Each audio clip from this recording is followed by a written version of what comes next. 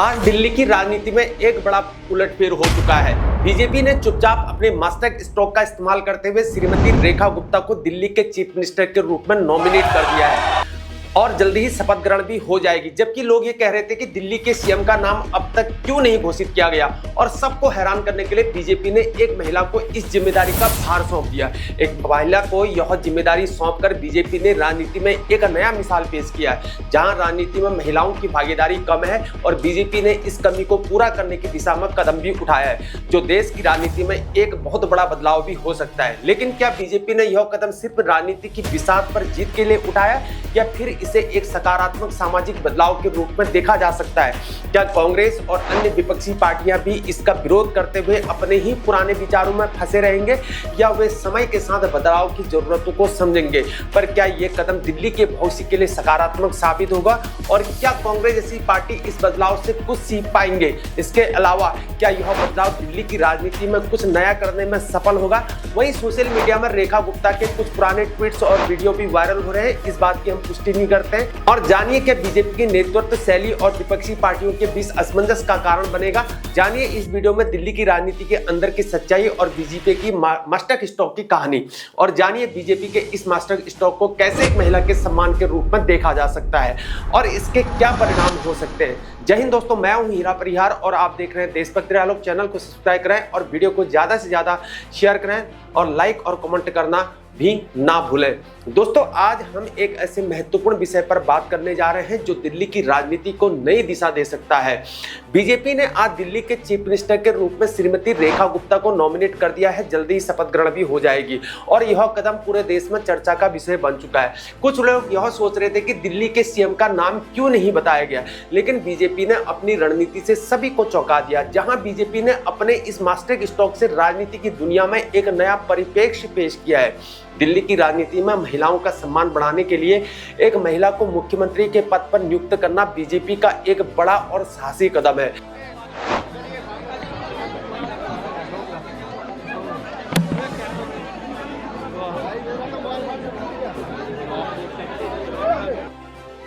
और आप सबके आशीर्वाद, सहयोग और समर्थन के लिए दिल की गहराई से आभार व्यक्त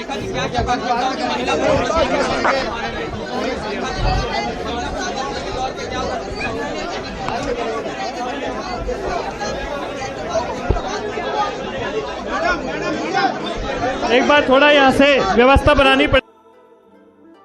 इससे यह संदेश जाता है कि पार्टी अब महिलाओं की शक्ति और उनकी भूमिका को पहचान रही है। अब सवाल यह उठता है कि क्या यह कदम सिर्फ आगामी चुनावी रणनीति का हिस्सा है, या इससे दिल्ली की राजनीति में सचमुच कोई बदलाव आएगा? वहीं एक और महत्वपूर्ण बिंदु है बीजेपी की नेतृत्व शैली। जब हम बीजेपी की राजनीति पर नजर डालते हैं तो हमें यह साफ दिखाई देता है कि पार्टी में नेतृत्व हमेशा सामूहिक होता है। एक लीडर का सम्मान किया जाता है और पार्टी में सभी सदस्य उसकी बात मानते हैं। यह उन पार्टियों से बिल्कुल अलग है जहां नेतृत्व की लड़ाई चलती रहती है और पार्टी के अंदर ही असहमति फैल जाती है। बीजेपी में ऐसा कोई मामला नहीं है और यही कारण है कि पार्टी आज अपनी सफलता का स्वाद भी चख रही है। अब अगर हम कांग्रेस और अन्य विपक्षी दलों की बात करें तो उनकी स्थिति बिल्कुल अलग है। कांग्रेस के पास अभी भी राहुल गांधी, सोनिया गांधी और प्रियंका वाड्रा जैसे चेहरे हैं और इनकी सत्ता पर ही पार्टी निर्भर है। इनकी राजनीति परिवारवाद से बाहर निकलने को तैयार नहीं है। यही नहीं, समाजवादी पार्टी में भी यही हाल है, जहां अखिलेश यादव ही सबसे बड़ा नेता माने जाते हैं। अरविंद केजरीवाल की पार्टी में भी यही स्थिति है। ऐसे में बीजेपी का नेतृत्व पर अपना ध्यान केंद्रित करना और पार्टी में बदलाव की ओर कदम बढ़ाना उसे अन्य पार्टियों से अलग रखता है। अब हम एक और महत्वपूर्ण विषय पर बात करें जो भारतीय राजनीति में गहरी छाप छोड़ता है, धर्म और जाति की राजनीति। मोदी जी ने दिल्ली चुनाव में यह दिखाया कि बिना धर्म और जाति के भेदभाव किए भी चुनाव जीते जा सकते हैं। यह एक बहुत ही सकारात्मक बदलाव है और हमें उम्मीद है कि रेखा गुप्ता भी दिल्ली में इस बदलाव को आगे बढ़ाएंगे। वहीं दूसरी ओर एक और बात जो सोशल मीडिया पर इन दिनों वायरल हो रही है, कल से जब से नॉमिनेट हुआ है, वही रेखा गुप्ता के पुराने ट्वीट्स और वीडियो। अगर ये ट्वीट्स और वीडियो सचमुच उनके हैं तो ऐसे बयानों को लेकर विवाद भी हो सकता है। उन ट्वीट्स में जो भाषा का प्रयोग किया है, जो बातें कही गई हैं, वो पूरी तरह से सही नहीं है।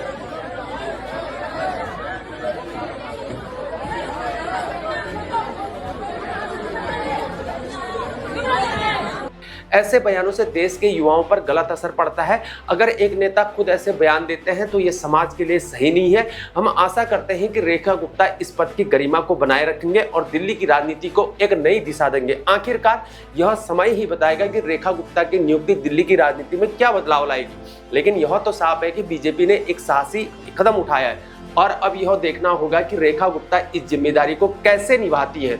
हमें उम्मीद है कि वह दिल्ली के विकास के लिए काम करेंगी और समाज में व्याप्त भ्रांतियों को भी दूर करेंगी।